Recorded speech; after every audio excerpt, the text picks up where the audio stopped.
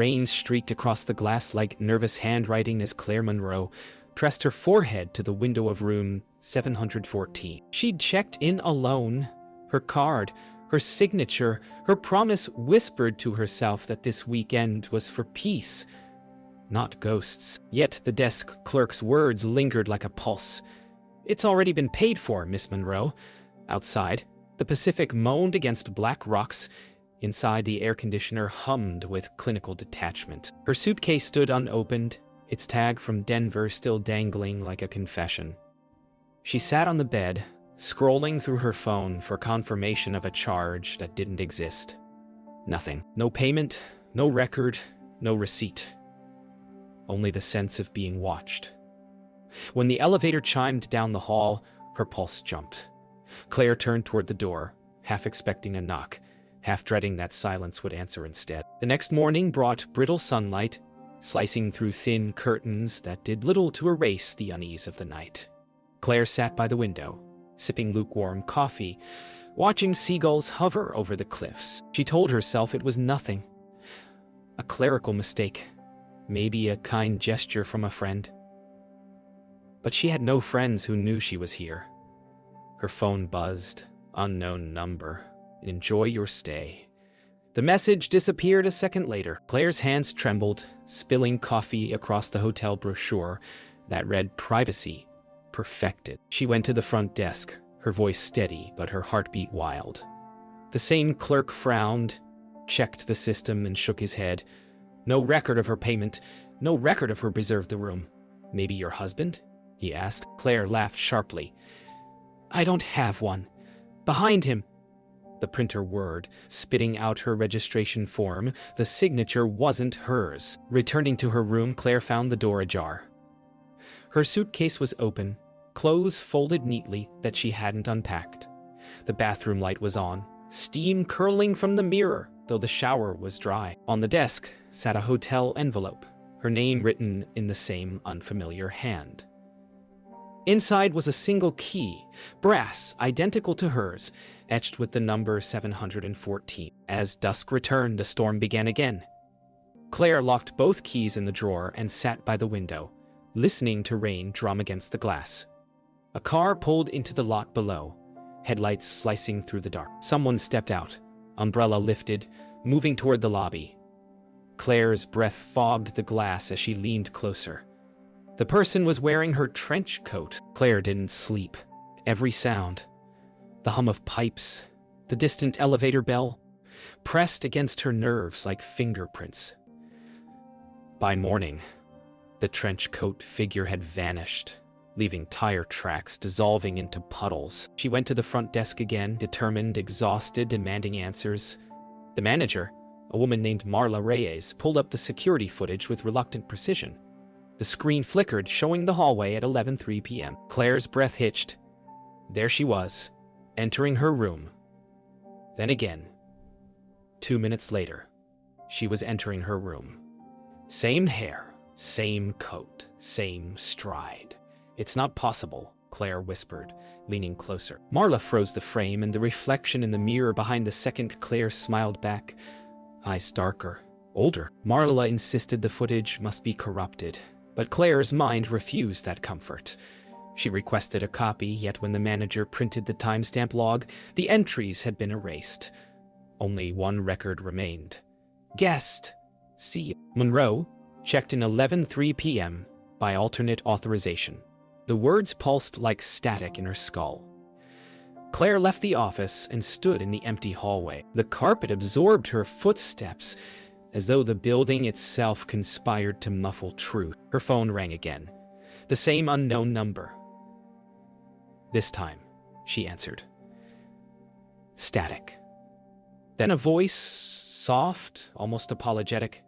"You shouldn't have come back, Claire." Her throat tightened. "Who is this?"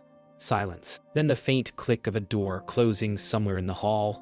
She rushed out, barefoot, hair disheveled, heart hammering, but the corridor was empty. Only the air vent hummed, and a faint scent of her perfume drifted from the stairwell. She descended the stairs, each step creaking under her weight, the scent intensifying, jasmine and rainwater, the same perfume she hadn't worn in years. At the bottom, the side exit door was ajar. Outside, the wind scattered papers across the parking lot. One caught her ankle. She picked it up. A printed hotel receipt. Same date. Same room. Same name.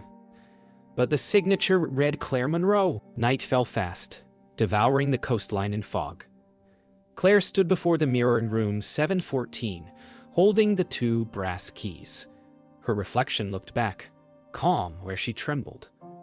"You paid for this room," she whispered.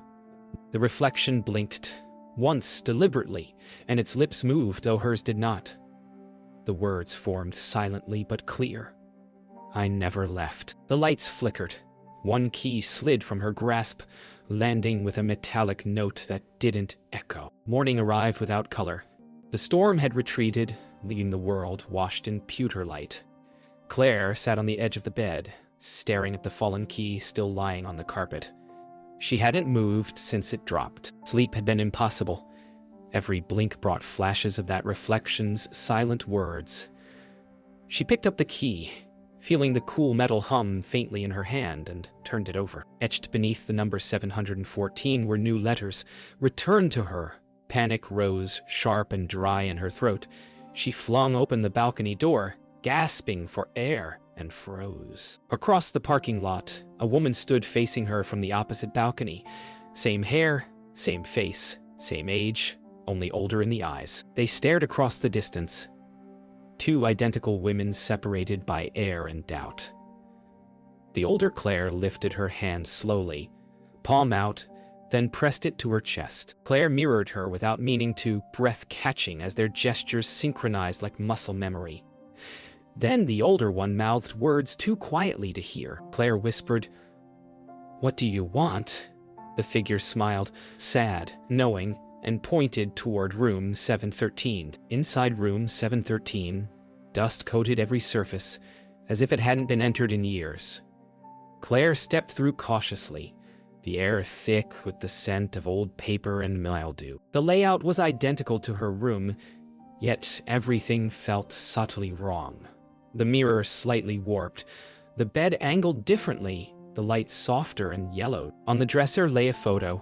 Her photo, taken from behind as she stood at the lobby desk the night she checked in.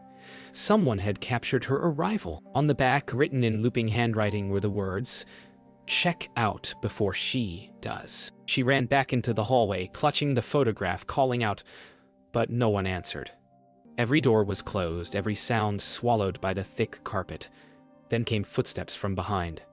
Steady, deliberate. Claire turned, and there she was again. The older version walking toward her with calm inevitability. "You shouldn't fight it," the woman said. Her voice matched Claire's perfectly, only lower, worn with years. Claire hadn't yet lived. "It's your turn now." Claire stepped back, panic lacing her breath. "My turn for what?" But the older Claire only smiled. The two women stood inches apart now. The same height, the same trembling breath.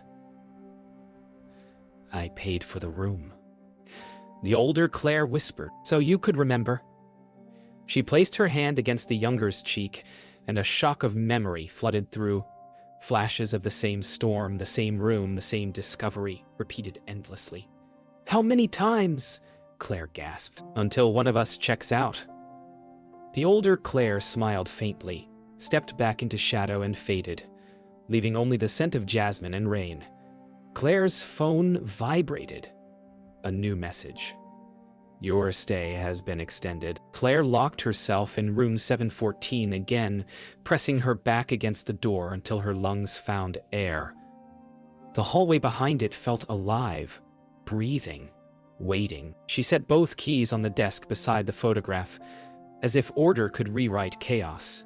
The message on her phone remained unreadable now, distorted into static characters that glitched each time she looked at them. She tried to leave, to pack, but the suitcase zipper jammed halfway, the fabric refusing to close around her things.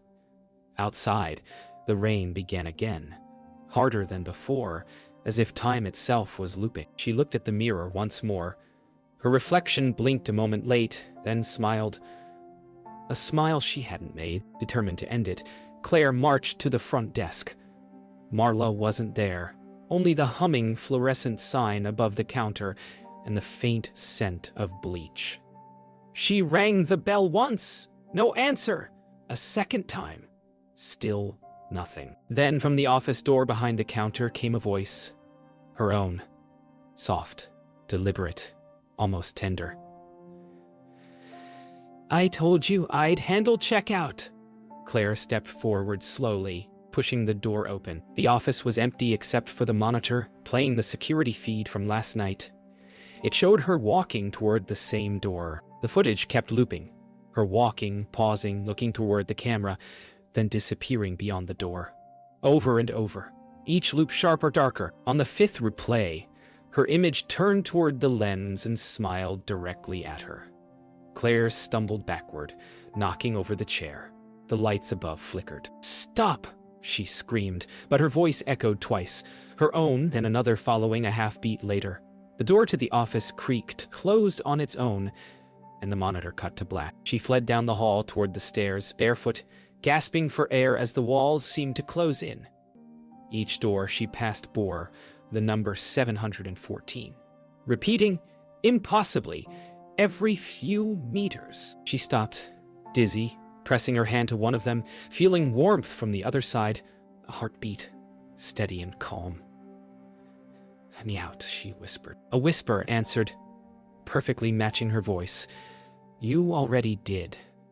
The door opened on its own, revealing darkness shaped like a room, and within it, a silhouette waiting. Inside the final room, time no longer felt linear. The rain outside moved backward against the glass. Claire stood before her older self again, this time without fear. "You said it was my turn," she whispered. The older Claire nodded. "Every version pays for the next." She handed her the key. "You'll remember when you check in again." As she placed the brass key into the younger's hand, the walls began to dissolve, light unraveling into white noise. Claire felt herself flicker, then vanish, leaving only an empty room, a made bed, and a single envelope addressed to Claire Monroe. Morning broke over the coast again, calm, deliberate, merciless.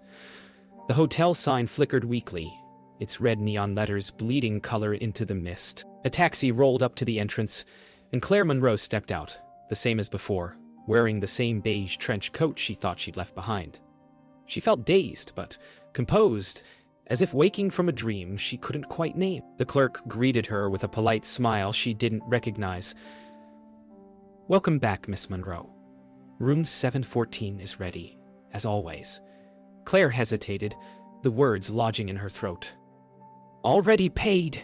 she asked quietly. "Yes," the clerk replied. "By you." The front desk gleamed under harsh white light, the same brochures neatly stacked, the same smell of disinfectant and rain. Claire signed the form again, her hand moving automatically. When she looked down, she froze. The date was today's, but the signature was already there, written in her own handwriting, perfectly matched, with one difference. Next to her name in bold, the clerk noticed her stare and smiled faintly. "It's strange how memory works, isn't it?" She took the key, brass, cold, heavy, and walked down the hall she knew by heart but didn't remember walking before. The pattern on the carpet twisted subtly as she passed, the numbers on the doors ticking down instead of up. 720, 718, 7816, 714. Her hand trembled as she slid the key into the lock. The door opened to the same room, unchanged, suspended in that strange perfection of déjà vu. On the bed sat a folded beige trench coat, hers, and beside it, an envelope with her name written in her own script. Inside, "Welcome back. You're almost done." The mirror in room 714 was spotless again. Claire stood before it, unblinking. The reflection matched her now, movement for movement, breath for breath. but beneath the surface shimmered something older, patient. "You paid," the reflection murmured, lips barely moving. "Now, let her rest." Claire reached out, fingers grazing the glass. The surface rippled like water, and a hand, her own but older, reached back, pressing palm to palm. The reflection smiled with weary relief. "It's done." Then it faded, leaving her alone. That night, a storm returned. But the hotel slept quietly.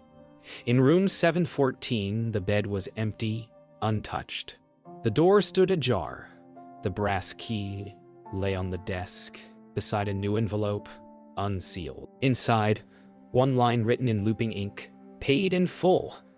Outside, the neon sign flickered once more before dying completely, its red glow fading into the mist. In the distance, the ocean breathed steadily, endless, indifferent, eternal. And somewhere beyond the waves, another hotel light flickered to life. The Pacific Haven Hotel stood silent against the rising tide. No guests, no movement, only the whisper of wind through hollow corridors. Yet inside room 714, the air stirred. The curtains lifted as though someone unseen had entered. The lights flickered on without touch. A figure appeared in the mirror first, then in the room. Claire Monroe, calm, resolute, eyes carrying the weight of lives already lived. She looked around slowly, recognizing everything yet claiming nothing. "It remembers," she murmured. "It always remembers." She placed a small brass key on the desk and sat at the edge of the bed, as if waiting for herself to arrive again. Outside, the sea raged quietly, swallowing the sound of everything human. Claire opened the nightstand drawer. The same envelope, yellowed with time, rested within. But now it bore 2 words instead of 1. "Stay ready." Beneath it, a single Polaroid waited, its image faintly fading. It showed her, not at 37 but younger 32, looking out the window, unaware of the photo being taken.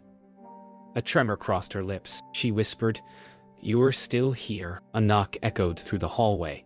Soft, deliberate, familiar. Claire froze. No one should have been here. She walked toward the door, the boards creaking beneath her feet. Each sound matched faintly from the other side. "Who's there?" she called. Silence. Then, a quiet answer. "You left something behind." Claire opened the door slowly. The hallway was empty, but on the floor lay her trench coat, the one the younger her had worn when she'd first arrived. She picked it up gently, water still dripping from its hem. She draped the coat over the chair and sat before the mirror again. "It was never the room," she said softly, eyes fixed on her reflection. "It was me." The air thickened. Her reflection blinked late again, its mouth moving silently at first, then speaking in perfect sync. "You're the memory," it said. "Not the woman." Claire's breath caught. "Then, who am I?" The reflection's lips curled faintly. "The one who remembers." The glass rippled like a pond disturbed, her image dissolving into waves of light. Lightning struck somewhere offshore, the flash illuminating her face.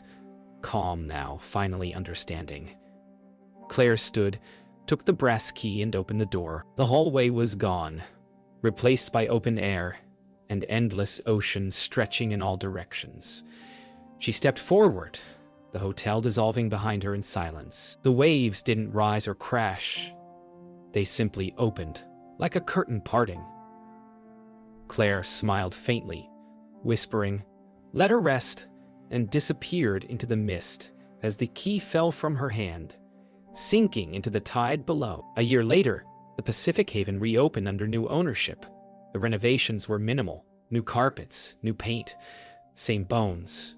No one spoke of its long vacancy, or the staff who'd quietly vanished before the sale. On a pale spring morning, a new guest arrived. Her name, Elena Hart, a travel writer searching for quiet isolation. She smiled at the clerk and requested a room with an ocean view. The clerk handed her a brass key, older than the desk, etched faintly with 714. Elena paused, thumb tracing the worn number. Someone left this behind, she said. The clerk's smile didn't reach his eyes. We keep what remembers. Elena carried her suitcase down the hall, her footsteps echoing faintly.